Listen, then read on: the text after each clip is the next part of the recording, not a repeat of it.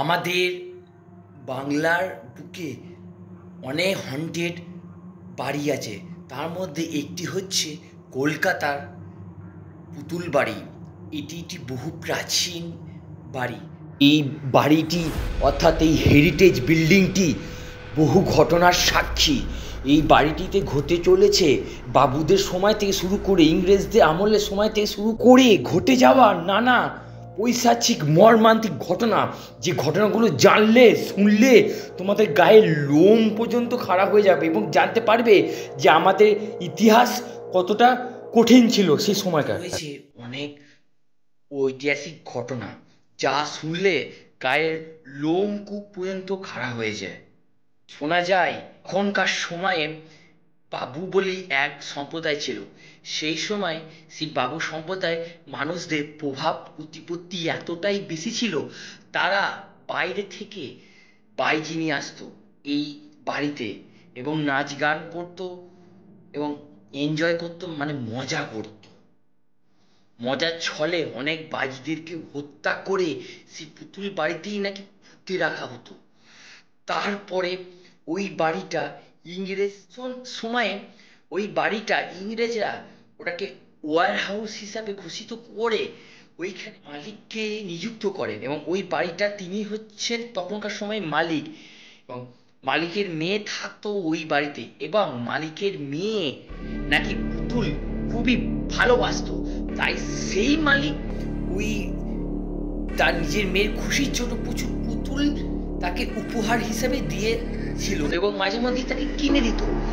কিন্তু ঘটনার সূত্রপাত তখন থেকেই ঘটে। শুরু হয়েছিল আগে সেই পুঁতে তো রাখতই, তারপরে ওই মালিক কেনার পরে তারপরে ওই বাচ্চা মেয়েটা আসে। এবার ওই বাচ্চা মেয়েটার পুতুল খুব ভালোবাসতো। এবার যে পুতুলগুলোকে ও পুষে রাখতো, মানে ভালোভাবে পুষেই রাখতো, এক প্রকার মানে খাওয়াতো, আদর যত্ন করতো, এরকম ভাবে পুতুলগুলোর প্রতি ওর এতটা টান ছিল। এবং শোনা যায় নাকি মধ্যরাতে ওই পুতুলগুলো নাকি ছাদের মধ্যে হেঁটে বেড়াতো। অতৃপ্ত যে আত্মাদেরকে পুঁতে রাখতো, সেই আত্মারা সেই পুতুলের মধ্যে প্রবেশ করে ওই ছাদের মধ্যে নাকি হেঁটে বেড়াতো। ঠিক এমনই এক সময়ে ওই বাচ্চা মেয়েটিরও অস্বাভাবিকভাবে মৃত্যুবরণ করে।